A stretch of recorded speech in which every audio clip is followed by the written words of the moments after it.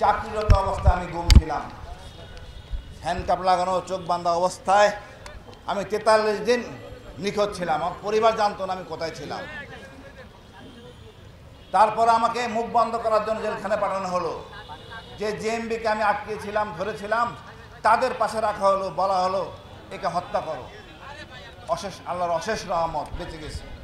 তারপরে আবার আমি মিরপুর ডিএইচএসি থেকে রাতেবেলা ডিজিএফআই কর্তৃক গুম।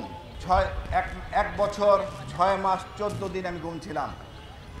এই আয়নাঘর একটা নির্মম, আমি এইটুকু শুধু বলবো, কেউ রাতে ঘুমাতে পারেনি এরকম করে, ভয়াবহ কান্না নির্যাতনের জন্য।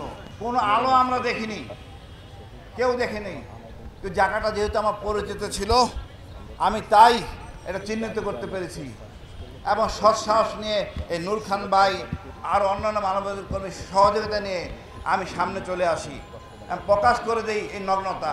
এই নগ্নতা এমন নগ্নতা, ধরুন ব্রিগেডিয়ার আর্মি 8টা বছর উনি ছিলেন গুমে। এর মধ্যে ওনার স্ত্রীকে জানানো হয় উনি মারা গেছেন এবং সেই স্ত্রী বিয়ে করতে বাধ্য হন, তাও আবার ডিজিএফআইয়ের উপদেশে। একজন পিতা মারা গেছে, তার ছেলে আরমান, ব্যারিস্টার আরমান।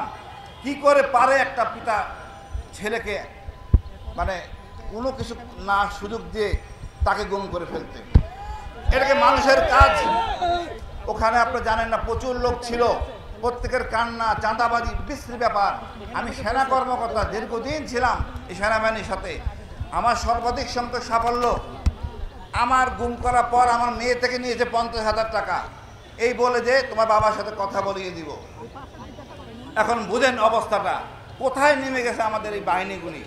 পুলিশ বলেন, ডিজিএফআই বলেন, এনএসআই বলেন, চরম সংস্কার দরকার। এই প্রকাশ্যে দিবালোকে এদের বিচার করতে হবে।